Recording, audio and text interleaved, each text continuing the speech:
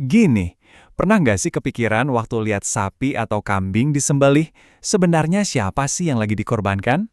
Pertanyaan ini mungkin agak nusuk ya, tapi mari kita jujur-jujuran aja. Apakah kita itu benar-benar lagi berkorban demi Sang Pencipta? Atau jangan-jangan kita cuma lagi ngasih makan ego dan rasa bangga kita sendiri? Nah, di penjelasan kali ini kita bakal bongkar habis-habisan makna kurban dari sudut pandang yang mungkin belum pernah Anda sadari sebelumnya. Tentunya mengacu pada rumusan Majelis Permusyawaratan Ulama.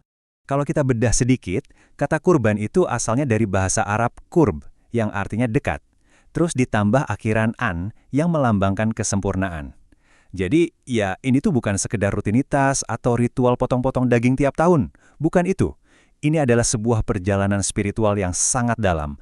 Sebuah usaha mati-matian buat mencapai kedekatan yang super sempurna dengan Tuhan. Dan buat benar-benar paham makna dari kedekatan ini, kita harus putar balik waktu ke sebuah cerita yang luar biasa menggetarkan. Coba bayangin sejenak beratnya hati seorang ayah.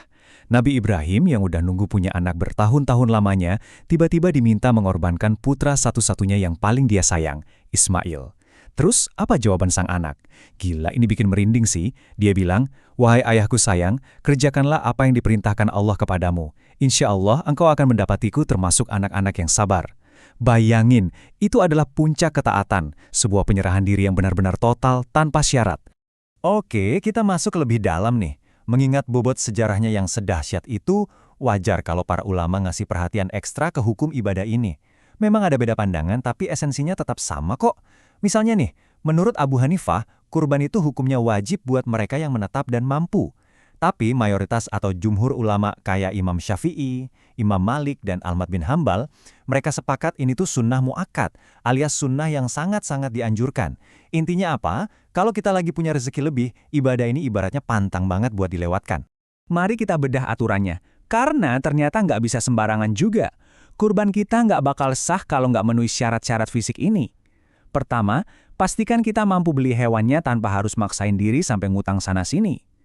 Kedua, hewannya harus benar-benar sempurna, nggak boleh ada cacat fisik. Dan ketiga, waktunya itu sangat spesifik ya. Cuma boleh disembelih setelah sholat Idul Adha sampai matahari terbenam di akhir hari tasyrik, yaitu tanggal 11, 12, dan 13 Dzulhijjah. Nah, ngomongin soal kesempurnaan fisik tadi, ada 4 kondisi yang secara mutlak bakal ngebatalin kurban Anda.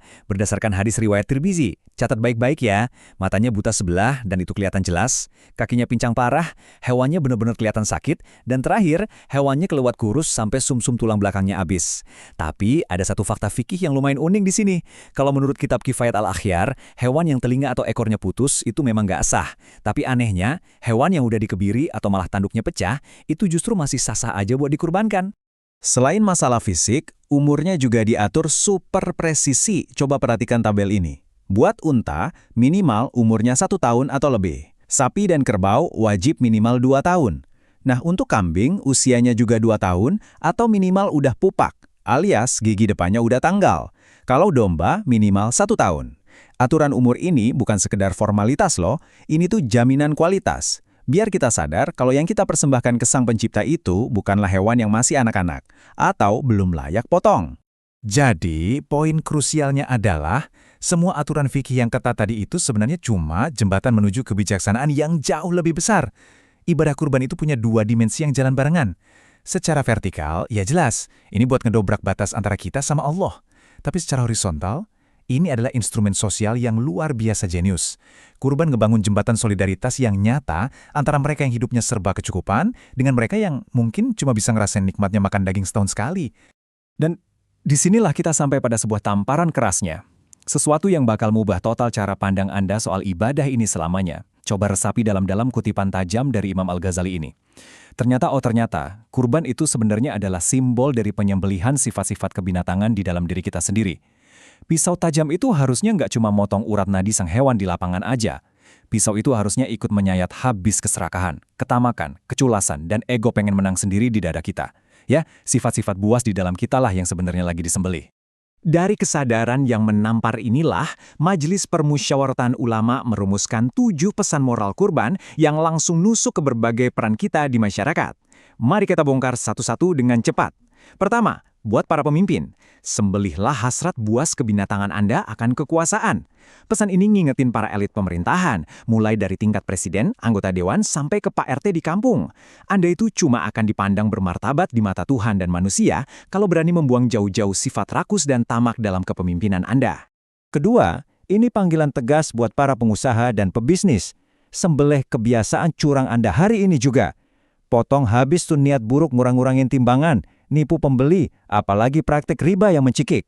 Singkirkan keserakahan duniawi itu, dan jadilah pilar ekonomi umat yang jujur, kuat, dan tentunya penuh berkah.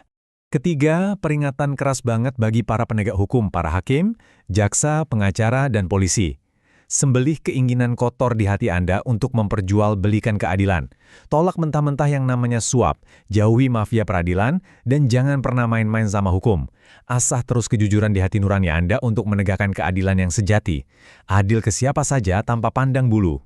Keempat, untuk para pahlawan tanpa tanda jasa kita, para dosen dan guru.